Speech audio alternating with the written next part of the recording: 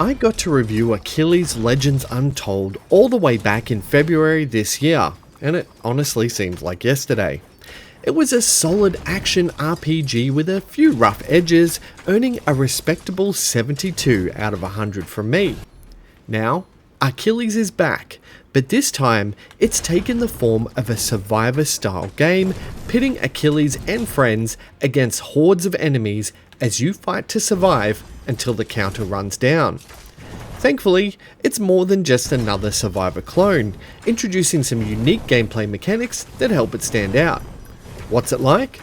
Sharpen your spear, rally your allies, and try to survive as we dive into Achilles Survivor on Nintendo Switch.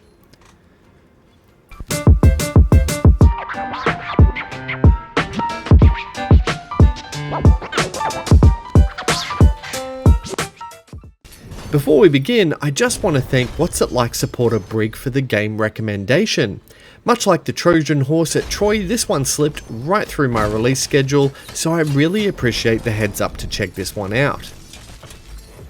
As mentioned, Achilles Survivor takes a departure from Legends Untold, placing you in an arena where your goal is to survive until the timer counts down. Every enemy you defeat drops XP, which levels you up to improve a weapon or add a new one to your arsenal, and gain passive skills that help achieve victory. You start as Achilles, but the roster will quickly grow as you complete challenges, unlocking more characters, weapons, and abilities along the way. Now, what sets Achilles Survivor apart is its crafting and defensive systems. You can mine materials to build traps and support structures.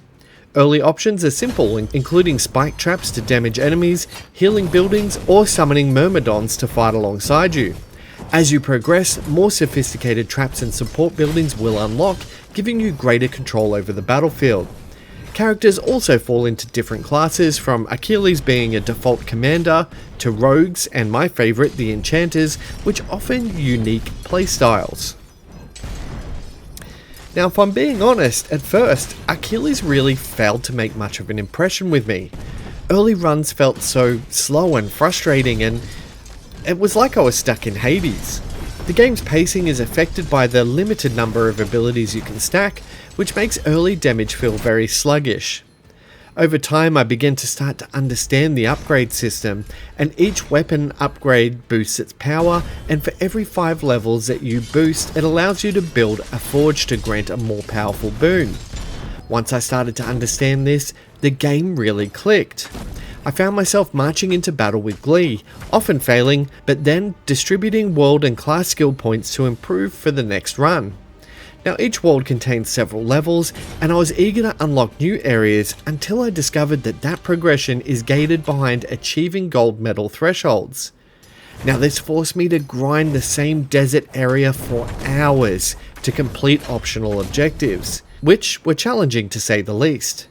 Now, while I don't mind a little bit of a challenge, this system really just drained my enthusiasm for the game, especially when I struggled to hit some of the more demanding milestones.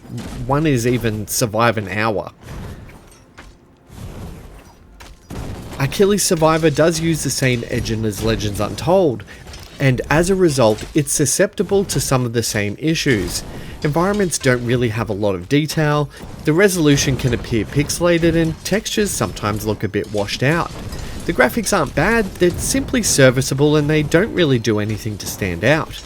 The colour palette is also a little bland, and many areas rely on muted browns, greys and dull greens that makes the world feel rather flat and repetitive during long runs.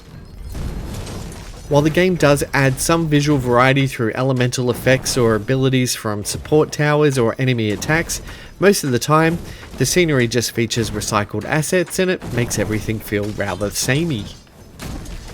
Characters and enemies are clear enough to distinguish, but the lack of pop-in colours or environmental detail just really make it feel hard to get fully immersed in the mythological setting.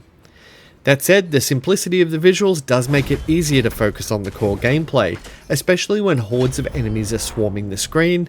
It's functional for a survivor's game, but it rarely wows or leaves a lasting visual impression. On the Switch 2, Achilles Survivor runs smoothly and no real noticeable issues even during large enemy waves. On the Switch 1, the game is surprisingly well optimized. Performance remains solid for most of the matches, but the frame rate can stutter towards the end of longer runs, particularly when there are just enemies swarming the screen. Overall, the game performs still reliably across both Switch models, with the Switch 2 offering a little bit more of a smoother experience, which is as expected. For my Myrmidons looking into accessibility, there are no options to speak of in Achilles Survivor. So as always, I recommend doing further research to find out if the game suits your needs before diving in. At just under $9 Australian, the game won't break the bank and it does offer a solid amount of gameplay for the price. There are plenty of challenges and characters to unlock, endless runs to master, and weapon combinations to experiment with, and it makes it a good pick for fans of the genre or anyone looking for a bit of a bite-sized survival experience or a fun distraction in between the large AAA titles of the holiday season. Overall, Achilles Survivor is a solid entry in the Survivor genre. Sure, it starts off a little bit slow, and the progression system can feel really grindy at times. But once you understand the upgrades and the unlocks, it becomes a satisfying loop of experimentation and improvement. The crafting and defensive mechanics add depth that sets it apart from other Survivor style games, and its mythological theme gives it some personality. Survivor fans will likely enjoy visiting Greece again, as well as shouting "Hector" every time he's on screen. So, what's it like? Achilles Survivor is like Legends Untold, simply crossed with Vampire Survivors.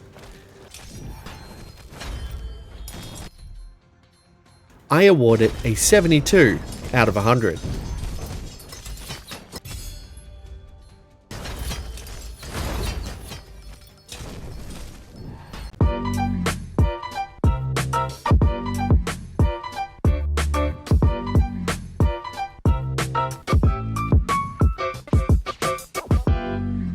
Thanks so much for watching my video. If you liked it, the best way you can support What's It Like is by liking, subscribing, and sharing it with your friends. For more reviews, click on the thumbnails to the right, and for everything Nintendo, check out whatsItlike.com.au.